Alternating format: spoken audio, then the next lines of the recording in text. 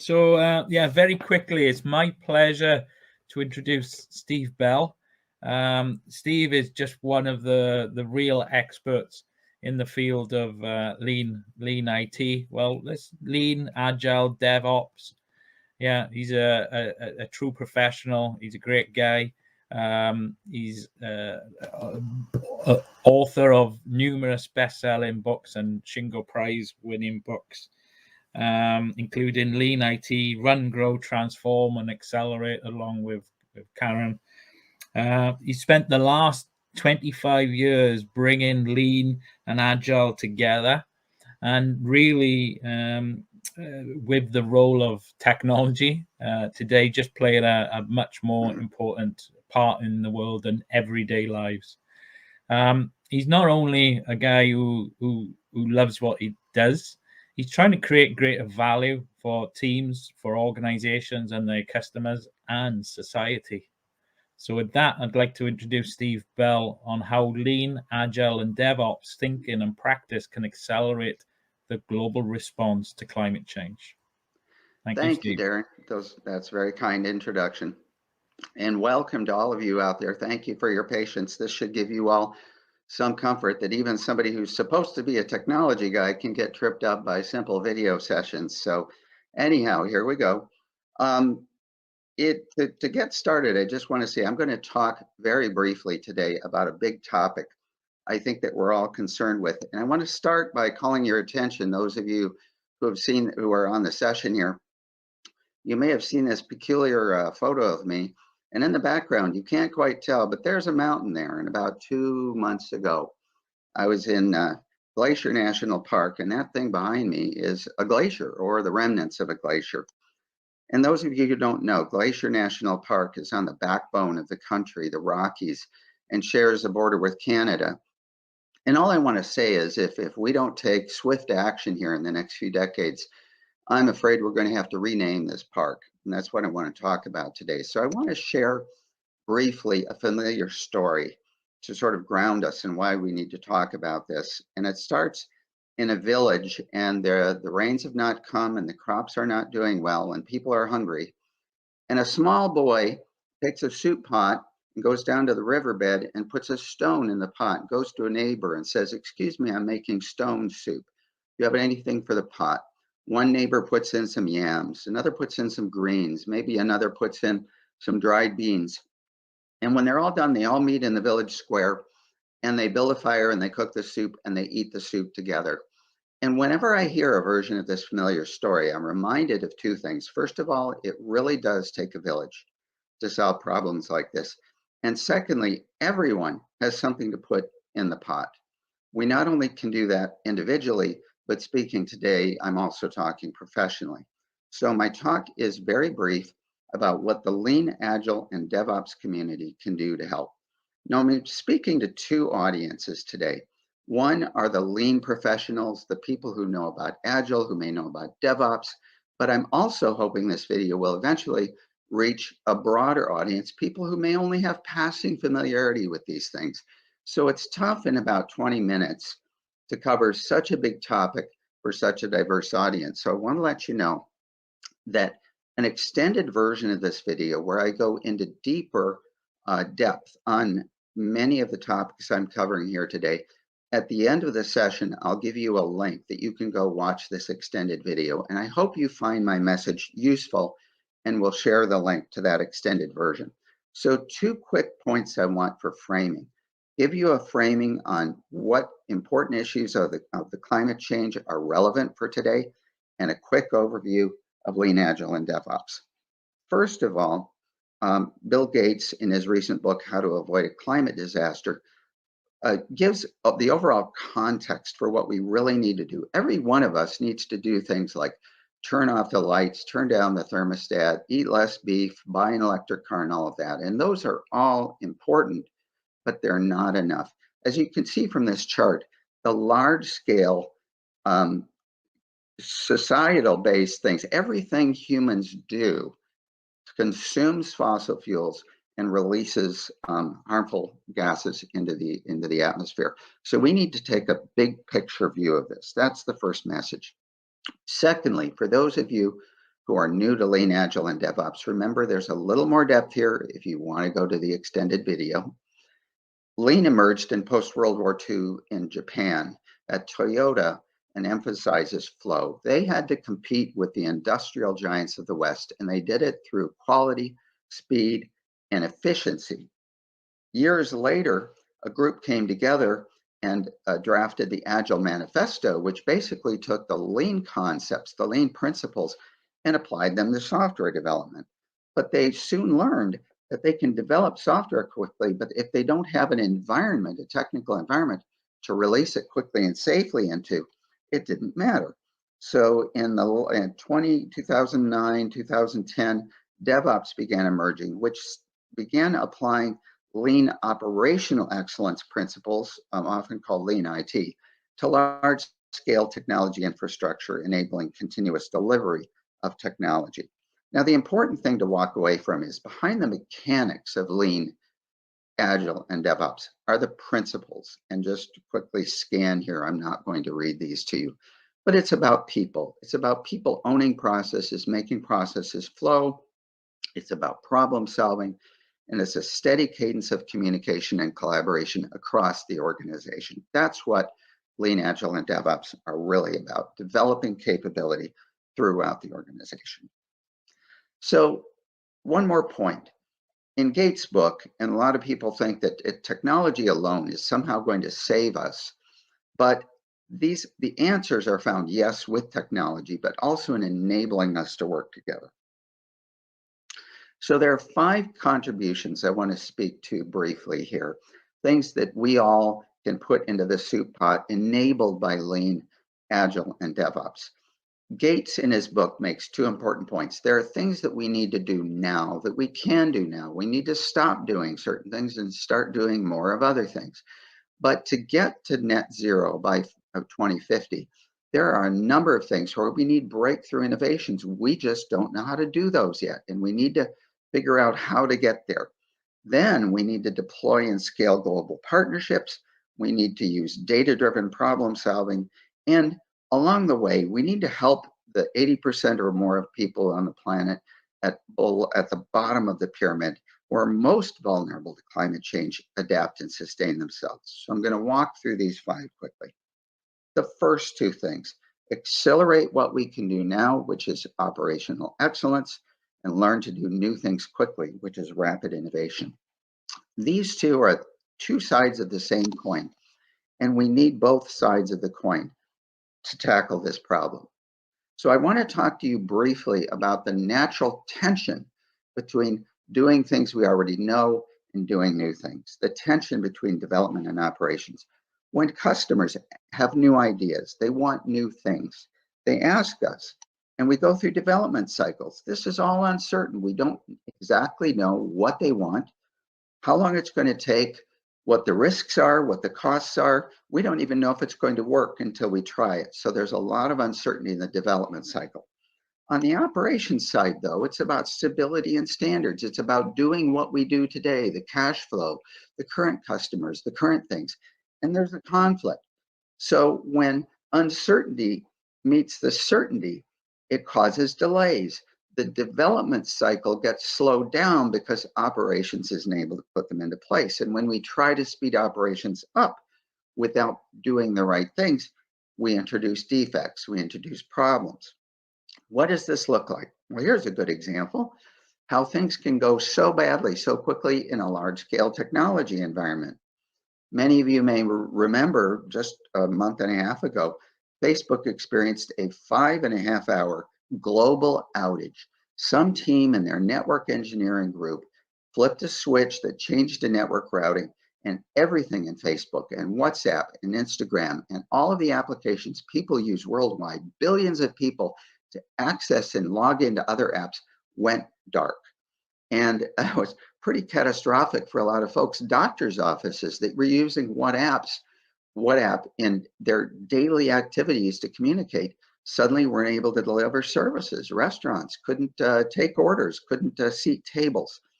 And so that's an example of what can go bad very quickly. A little problem can cause significant troubles.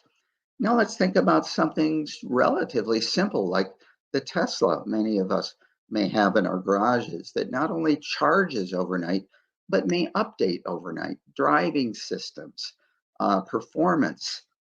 And recently, just a couple of weeks ago, many Tesla owners woke up to find out an update had locked them out of their cars. They couldn't get into their cars. And while it was frustrating for many and perhaps amusing for more, think about what worse things could happen in that scenario. And the point I'm trying to make is think about the things that could happen as we're tackling climate change, when we're developing smart power grids, water grids, traffic systems, and other complex physical and digital systems, ecosystems that need reliability, they need resilience, but they also need flexibility. And that's what we're talking about here. So DevOps takes agile development, rapidly deploying capabilities rapidly into the hands of the customers in stable yet flexible infrastructure, technology infrastructure,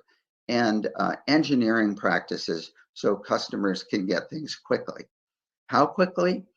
In a recent State of DevOps report, which is an annual survey that's been going on for 10 years now, the elite responders to this survey, the 20% or so of elite responders, release software on average 208 times faster than the rest. Real elite performers like Capital One, the financial institute, releases 50 to 100 times a day, new elements. The big technology organizations like Amazon and Netflix and Google release thousands of pieces of software every day across the hundreds of services in their platforms. So this is capable on a large scale. One of my clients years ago responded to me that they said we had to slow the technology folks down. They were releasing too quickly. So we had to ask them to only release to our global sales team once a week. So we could do a weekly huddle with our sales team nationally in order to learn the new features so we could use them. So it's possible to do this and do this safely. And I just want to, that's all I'm really going to talk about DevOps, but I do want to call your attention to a fabulous book. There are a lot of good books out there on DevOps if you want to learn more. But this one in particular, we helped Jez, Gene, and Nicole. Jez and Gene are two of the founders of the DevOps movement, and they're very, very schooled in lean capability. I worked with them for years. They get it, and DevOps is founded on the lean principles of flow. And this book tells not only how DevOps works, but based upon years of research and data analysis led by Nicole Forsgren, who's the data analysis person, they can tell you not just how DevOps works, but why, show you the data, show you the causality, and show you the behaviors that lead organizations to peak performance. I'm not trying to sell books here. The book is selling fine. You can find plenty of used copies on bookstores, on the internet, and maybe even a free copy in your local library. The point is, if you want to know more about what I'm talking about, because this is very important, how lean, agile, and DevOps come together, this book you might want to consider. And by the way, we got a Shingo Prize for this. We're very proud of that.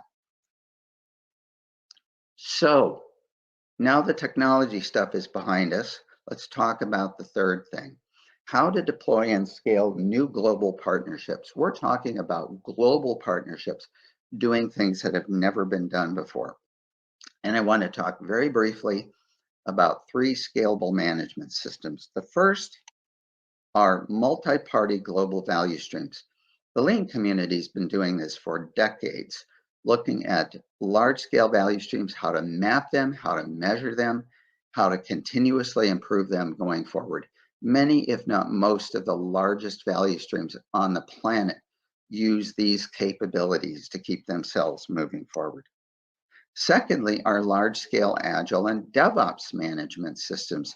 The 3 most popular ones are shown here, and they all have their pluses and their minuses, but they all can take literally hundreds of teams across several companies, across time zones, languages, cultures, and bring rapid functioning Agile and DevOps teams together to quickly release software. And this was very handy in the pandemic in the last couple of years, because many of the organizations I've been talking to that do large scale technology were able to ride right through their workers going remote, because in a lot of cases their teams were already working remote. The third thing I want to talk about very briefly is strategy deployment. This is the peak of the pyramid.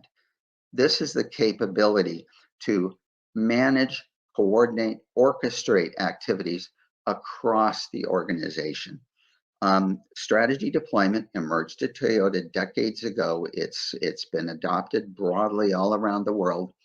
There's even a popular new method I want to mention just briefly called OKRs, Objectives and Key Results. It emerged at Intel years ago, was made popular by Google and other Silicon Valley companies. And OKRs, I've seen it in play many times, is a simplified version of Hoshin Kanri.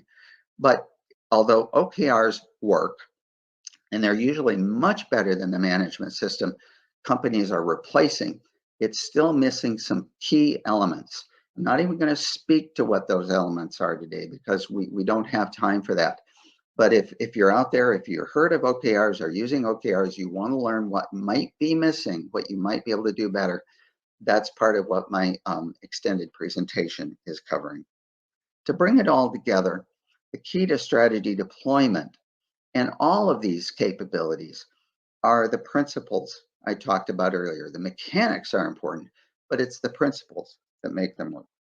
And what happens when you put them all together is strategy deployment orchestrates the activities across extended value stream operations, delivering operational excellence and innovation through Agile and DevOps.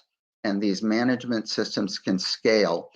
And my hypothesis here, my assertion with this presentation, is the same thing that has worked in years past in global enterprises can help us bring together these global alliances and partnerships to tackle these enormous issues that we have to tackle with climate change.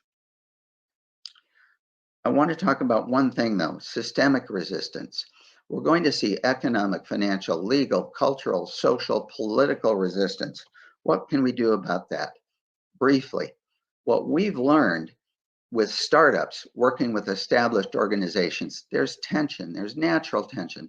Startups disrupt, and established organizations are usually the ones being disrupted. But there's many examples in Silicon Valley of established organizations that acquire startups, and they work despite the cultural tensions between them. That's because they have a shared purpose. But what's going to happen, I would expect going forward with climate change, is a lot of established organizations that have that need the status quo. Let's take the petroleum industry, for example. They may give the appearance of cooperating, while in many cases, they may drag their heels, or in lean terms, they may drag their anchors. What do we do about that? Well, with these management systems, we can call attention. We can shine a light on the problems, on the obstacles that are getting in their way. That might lead to public attention in the press. It might lead to public shaming and all of those messy things. And maybe there's a better way. And the better way I want to suggest to you is an experience South Africa went through a couple of decades ago when they came out of very difficult times. I don't want to spend any time on this today other than to reflect on Desmond Tutu's words that you shine a light on things, and by taking a path of trust and reconciliation and transparency, we can hopefully move forward through these difficult conflicts for the betterment of us all. The fourth ingredient I want to talk about very quickly, because we're already running out of time here. Data-driven problem-solving tools and methods. Briefly, we need to talk about problem-solving across the entire continuum of uncertainty. And there's a framework out there called the Cuneiform sense-making framework that breaks this into ordered and disordered problems, simple and complicated, complex and chaotic. Simple, baking a cake, use a recipe. Prescriptive. Complicated, baking a new kind of cake, using 3 other cake recipes to come up with it. You need a little more mentoring, you need a little more training, you need a little more experience, but it's still deterministic, it's still standards-based. Complex is a lot of subjective variables, a lot of complexity, things that don't always work the way you think they should. A good example there is raising a child. You can read all the books you want, but that child, day by day, interaction by interaction, is going to test you and take you in new directions. And then finally, chaotic environments, like an emergency room, where the first thing you need to do is act. You need to make sure the patient has a stable airway and a pulse before you can begin treating them. A good example of chaotic is our recent experience with the pandemic. When the pandemic first emerged, we had no data. The only thing we could do was act and pull the pandemic playbook that said, wash your hands, clean surfaces, wear masks, and do these other things. As the pandemic unfolded and we gathered more data, we realized it was airborne and that hand washing and surface cleaning maybe weren't so important. A lot of people criticize the scientific community, saying they don't know what they're doing, they're making this up, they're changing their minds. I'm sorry, but in chaotic environments, you learn as you go. You have to act, do the best you can going forward. And our venture into tackling climate change is going to be one chaotic situation after another. So we need to be comfortable with the full spectrum of problem solving. And as we learn things, we break them down, we make them complex. They eventually become just complicated problems. We solve them piece by piece going forward. There's a lot more about this, and I feel this is very important in the extended video, but I've got to move on. Data and AI. Nowadays, we have tons of data. The volume, variety, and velocity of data, and the ability to learn. Well, what can we do with that? The recent Nobel Peace Prize given to 3 economists came up with this idea called natural experiments, where we're able to tap into data from existing policy changes and derive statistically valid conclusions about policy decisions going forward. Think about this. How do we learn from what's already been done and carry that forward? A good example of someone who's doing this is the Gates Foundation, who for years has been pioneering data, intelligence, applying it to hunger, poverty, healthcare, education, and now climate change and the pandemic. And whenever the Gates Foundation funds someone doing this work, they require them to embark on an open access policy, which is to share what they're learning. And here's an example. An organization, a global organization, emphasizing food and water systems and agriculture systems, has been funded by Gates for years to lead the way in data science. So these are examples of how we take traditional problem solving and extend them into the world of data and AI to tackle these problems. Darren, my facilitator, I know I have 2 minutes left and I'm going to finish on time. I'm going to skip over systemic resistance, fear, uncertainty, and doubt, about how large organizations are going to throw fear and uncertainty, some things about how we can deal with them. If you're curious, look at these. If you're curious about what these slides are talking about, the time we lost at the front end with the technical difficulties, I'm sorry to say, I don't have time to talk about these things, but this is important because in the end, how do we take facts, data, and evidence and move us forward through this? And finally, helping those who are most vulnerable. We created Lean for NGO as a simple nonprofit community over 10 years ago to bring the Lean, Agile, and DevOps communities together with nonprofit leadership around the world to learn and share stories with each other. And we hope all of you out there watching this today will check this out. It's a free LinkedIn group. You can share your stories, start becoming part of the conversation. We encourage you to join that. So it takes a village. Here's a wrap up of the points I want to make. Here's a great big thank you of generosity to some folks I reached out to over the last couple of months to put this enormous topic, hopefully into digestible terms. I thought I could do it in 30 minutes. I didn't quite do it in 23. I'm sorry, I rushed a little bit through. And if you're interested, here's where you can find the extended version. So I want to slow down and thank all of you today for joining me. I hope you've at least found what I've said interesting, maybe even useful, and perhaps inspiring. So thank you. Thank you, Steve. Thank you. Great presentation, and apologies again for the technical difficulties in the beginning. So I advise everyone to go and join the group, or go to the website lean4ngo.org. Sign up to the community. There's some great pieces of research and articles there. Also, Steve's extended presentation. Steve's got some real deep experience in this field, so definitely worth it.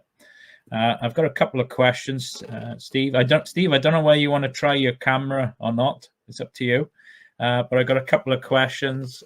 Richard from the UK has asked, should we be using data and AI more to improve the way we improve? Good question.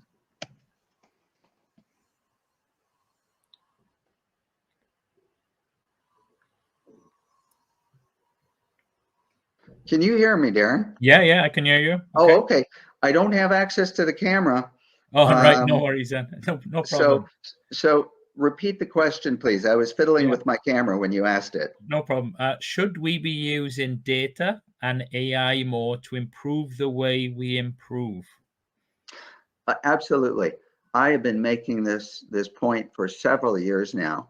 And with each passing month, particularly machine learning gets more and more skillful. It's scary how good machine learning is, because it can see patterns, it can test hypotheses in immense volumes of data. And it's being used, I'm sorry to say, it's being used in a lot of ways that are not helpful to us and not helpful to the world. And I think we need to use these technologies more. Lean, Agile, DevOps communities, the world at large, by those people who are trying to serve the common good. The complexity and the scale of the challenges we're facing in the coming years, they demand it. There's no way we can tackle these without those. Gates Foundation has over 10 years now of proof of that. And we just need to get the right communities together with the right skills, bring them all to the table. Everybody has something to put in the pot, and we need to figure this out together. Yeah, I'd say also, Steve, maybe one of the challenges, often where you see teams and organizations who've got lots and lots of data, they often struggle to structure that data in a way that they can work on the right things. They do. The challenge, where the real pay dirt lies in AI, though, is beyond the data that's inside the realm of your organization. Yes, you have an ERP system. Yes, you have all these internal systems. But the data to be mined out there are the immense volumes of data, like the economists showed. And a lot of that data is public, but we've got privacy issues. We've got to respect people when we tap into this data. We've got to be very careful and very respectful, because we've seen some clear evidence in the last year or two of what organizations, and I'm just going to name somebody, Facebook, can do when they get a hold of this data serving their own purposes. And we've got to do better than that. But there's a world of data out there, and it's growing exponentially every day, and we'd better get better about how we use that and connect it, certainly, with the data inside our own enterprises. Yeah. And Richard touches on that again. It's often the challenge that this data is across many systems. Yes. So it's how you pull that together. And well, that's what data science is all about. Big data was a term coined years ago as terms of the 3 V's: velocity, variety, and volume. It's big, it's fast, and it comes from various ways. And there are data scientists out there and platforms out there that are able to scoop this data up in real time, and in nearly real time see correlations and patterns amongst them. It exists. It exists today. But the people who know how to do this are generally not communicating with the lean people and the agile people, well, the agile people more so, but not the lean folks inside the organizations. Again, we need to bring them together somehow. And to the original question, I've been banging the drum on this for years now, and I'm starting to see it happen, but we need to do more. We need to get beyond our inward-facing problem-solving skills that the lean community has worked with for years, and we're very good at it, but there's a glass ceiling there, and we need to get past that ceiling if we're going to solve these bigger problems. Yeah, and on that note, Ghislaine, I hope I pronounced that correctly, has asked about, so the lean thinking improvement objectives to sustainable development goals and target is a challenge in itself. Any recommendations? Boy, would you repeat that question once more? I really want to take that in. Yeah, linking lean improvement objectives to sustainable development goals and targets is a challenge in itself. Any recommendations? Oh boy, that's kind of that systemic resistance thing that I had to rush through. If your internal lean development goals, let's say they're tied to your Hoshin, let's say they're tied to your organizational Hoshin, and your organizational Hoshin is about expanding market share, expanding sales, expanding profits, with no regard whatsoever to the economic and environmental externalities of what you're doing and pursuing those internally facing goals, to the externalities about what you're doing to the planet and the people and the animals that live there, then you have a problem. And how much longer are you going to be able to keep doing that before the forces start, forcing you to stop doing that? I think that's the question each of us have to ask ourselves individually. What do I do today to do a little bit better, and tomorrow to do a little bit better? We need to work that into our oceans, and take the bigger view of our role in this planet, because the planet is fighting back now, and I guarantee you, it's going to win, and we need to adapt. Yeah, so as well as business goals and customer goals, we need community goals and environmental goals, not just for the government, but maybe yes, for the small tribes in our society. So we talk about tribes, yes, in the world of Scrum and Agile. Yes. We're all a tribe. We're all part of a community and remote communities. Maybe it starts with us. Yeah. Where can we make a difference? What could our goals be to enrich this environment that we work and live in? I couldn't agree with you more, Darren. In fact, the pandemic, the COVID pandemic that we've experienced over the last 2 years, and unfortunately here we come around again for another cycle of it, apparently with Omicron. That is really, I mean, back in 1918, the Spanish flu was a global pandemic, but it took a couple of years to play out. The global pandemic with COVID took weeks, and it was spread around the world. So this is really the first time we have experienced in real time around the world the same crisis, the same threat. And we need to learn from that, because more threats are coming. And to your point, we're all just one tribe now, because I'm breathing the same air they're breathing on the other side of the planet, just at a different time. And so that's just the way we have to think now. Great. Thank you, Steve.